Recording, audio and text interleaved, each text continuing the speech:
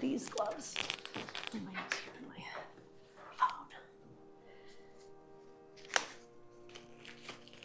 I don't usually. Are you recording? Yeah. Oh, okay. Yeah. Hello. Yeah, because the gloves thing, a lot of people outside of museums, I think, have this, notion that everything you touch in the museum, you have to wear gloves. Yeah. And that's not always the true, and is also sometimes not safe to handle the object Right. with certain kinds of gloves. Right. Absolutely.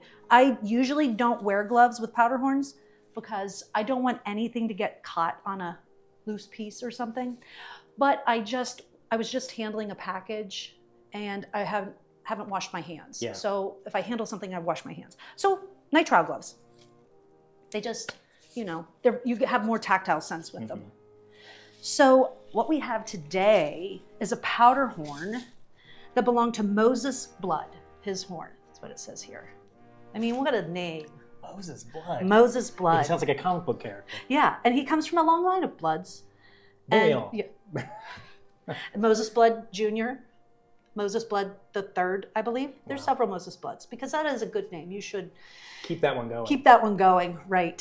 So this powder horn was carved in 1749.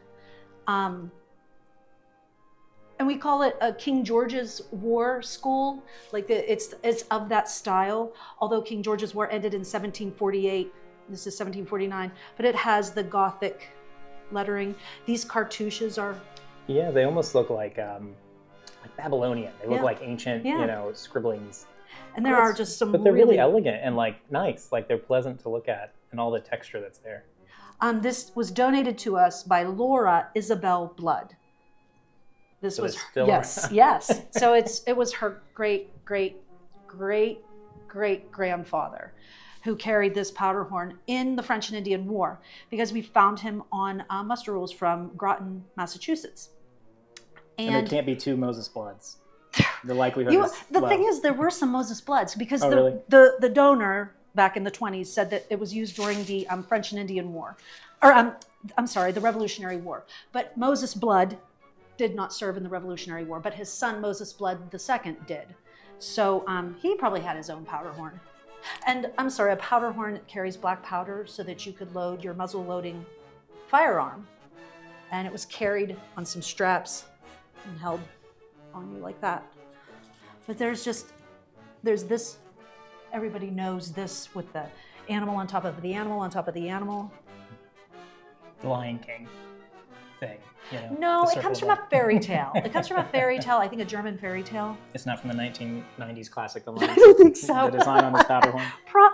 Maybe they bought it from that.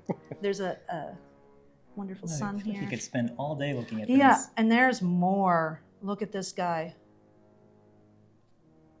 But wait, check this guy out. Whoa, that is spooky. I have no idea what's going on there. Do you see this? It's like a hairy man. Yeah. If his feet weren't so small, I would think it was Bigfoot. And I'd say if it were the 1980s, he was walking like an Egyptian. Yeah, strange.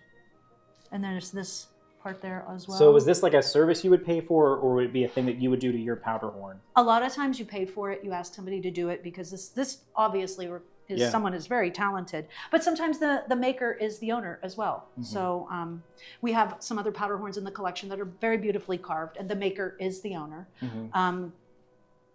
But a lot of times they weren't. So I can't say with this one if he actually carved it, because the ones we have that say it was, made by so-and-so, and then it has also the owner's name on it. So this one does not. It only has his, but that doesn't mean it wasn't carved by somebody else. But these beautiful, and all of these, this is all carved as well on it. So it's one piece of wood? Horn. One piece of horn, excuse me, I'm sorry. This is one piece of wood. Yeah, the cap here. That's great. So we've had this in the collection since 1923. Wow. And we're so fortunate that members were donating stuff like this early on. And when we find a name like Moses Blood, that gives us an avenue of research. And so we look into him and what he did and what his family did, and we learn so much about our past and the people who served in the wars. And all And the you've been taking a deep dive into the whole powder-horn collection in the Yes. museum recently. Why have you been doing that specifically? Well, I was going to do an exhibit on it, but I probably will in a few years. And I've just been researching them because it's part of the collection that I curate here at the DAR Museum.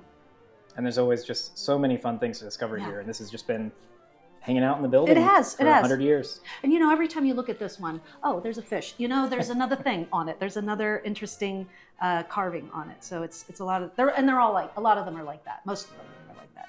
So thanks for joining me, guys.